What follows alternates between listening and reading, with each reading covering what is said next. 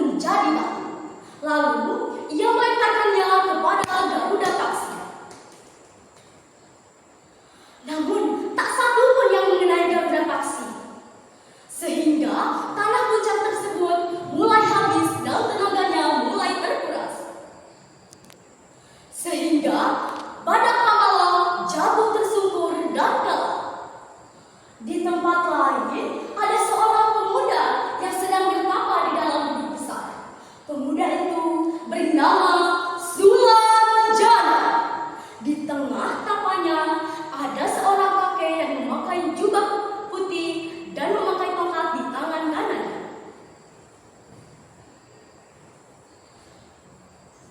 Bangunlah, anakku. Papamu sudah selesai. Pergilah ke Gunung Bogor untuk menyelamatkan Nyi Gelis yang diculik oleh Garuda Paksi. Sulanjana pun perlahan mendengar kakek tersebut.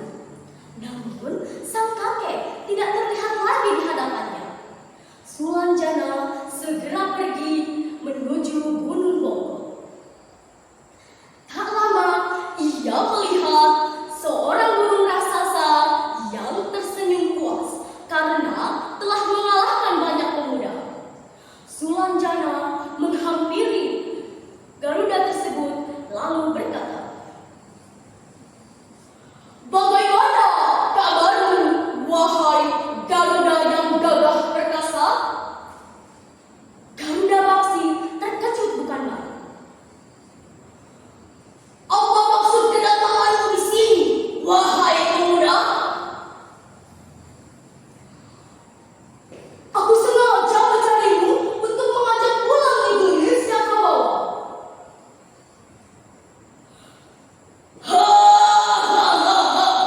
Coba saja lawan dia jika kau bisa mengalahkanku. Kata Garuda Paksi sambil mengepakkan sayapnya. Ampun, burung Garuda gagah perkasa, aku tidak bisa menandingi kesaktianmu. Kata Sulanjana merendah.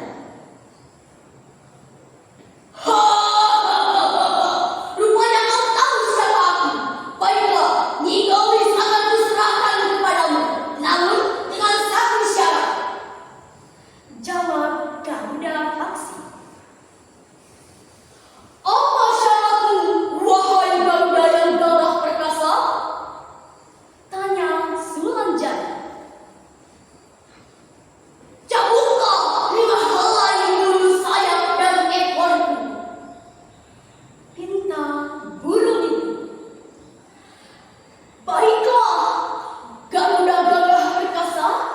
Sulanjana menangguh sambil menghampiri burung tersebut lalu mencabut bulu yang diperintahkannya.